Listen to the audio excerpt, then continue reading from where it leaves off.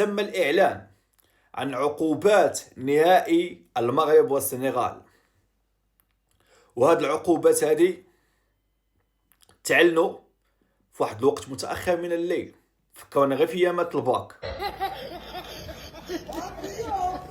فاش كنا كنتسناو النتائج. بالنسبه لهاد العقوبات هاد العقوبات راه غير ردعيه، بل العكس، غادي تدسا منتخبات واحد اخرين باش حتى هما يقوموا بنفس ما قامت به السنغال، وهذا الشيء اللي غادي يزيد يدهور الكره الافريقيه.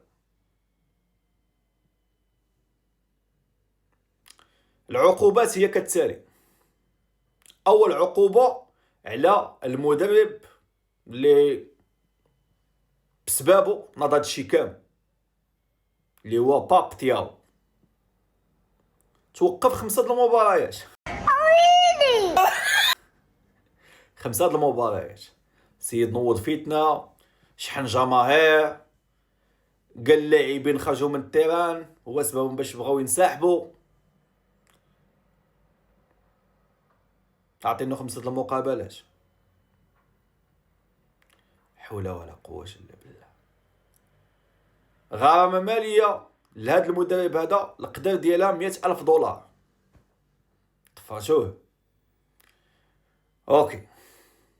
توقيف لاعبين اللي هما نضاي وصار لمباراتين اثنتين. واخ. غرامات مالية على الاتحاد قدرها 300 دولار بسبب سلوك الغير اللائق للجماهير. 300 دولار أخرى من غير هذيك الأولى بسبب سلوك الغير رياضي للاعبين والجهاز الفني.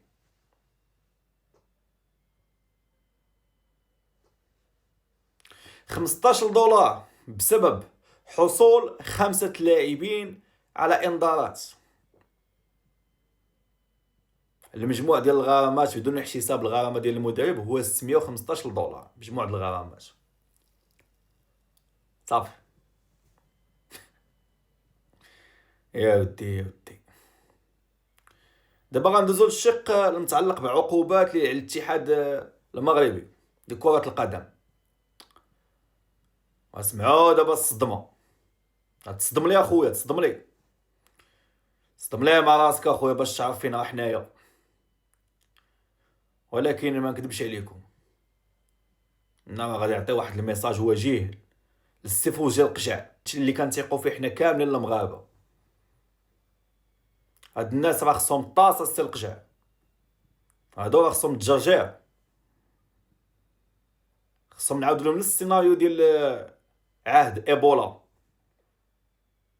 راه كلشي عاقل على سيناريو ديال عهد ايبولا، فاش كنا غادي ننظموا كاس افريقيا وقلنا لهم راه ايبولا كاينه وهادي خصها ينقص الوباء وهادي، وعطاونا عقوبات حامونا بزاف د النسخ ديال كاس افريقيا. تدزنا معاهم الطاس عاد ديك الساعه رجعنا. المهم ماشي مشكل، ماشي هذا هو الموضوع ديالنا. دابا غادي ندوزو الدراري العقوبات اللي على الاتحاد المغربي وعلى اللاعبين المغاربه. اوكي. اول عقوبه على اشرف حكيمي. الله شنو دار مسكين حكيمي؟ مباراتين. حكيمي اللي كان تيرغب اللاعبين وتيقول لهم رجعوا هادي وكذا، قال لك عطيناهم مباراه. يلا ما دابز مسكين، ما دا والو، 2 مباريات وقفوه.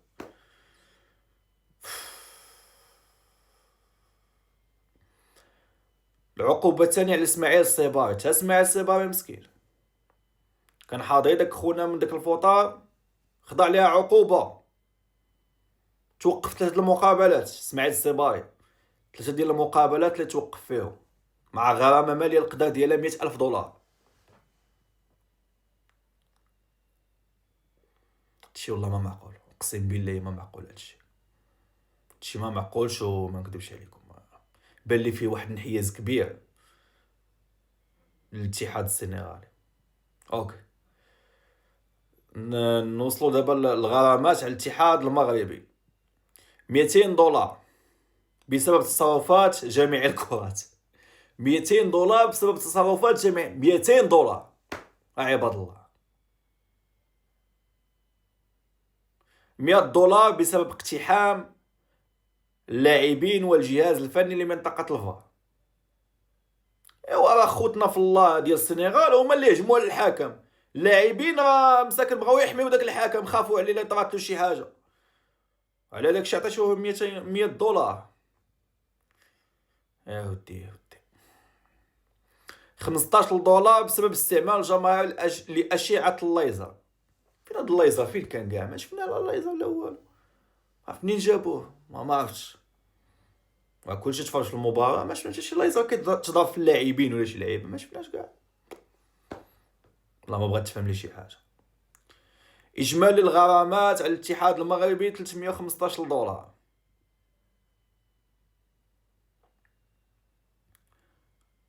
بلا الغرامه اللي على الصباغي اللي $100,000. لا حول ولا قوه الا بالله. وقال لك اسيدي اسمع رفض احتجاج الاتحاد المغربي ضد الاتحاد السنغالي.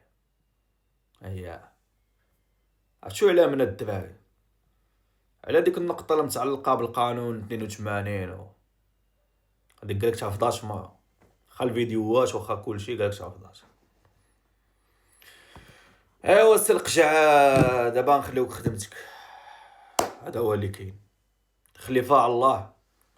كنا باغيين يكونوا شي عقوبات صارمة باش ما يوقعوش بحال هاد الامور مرة اخرى، مي مشكل والله الا مشكل.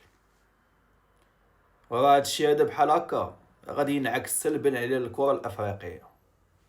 راه دابا اي منتخب غيشوف راسو خاسر في النهائي غيدير بحال السيناريو ديال السنغال،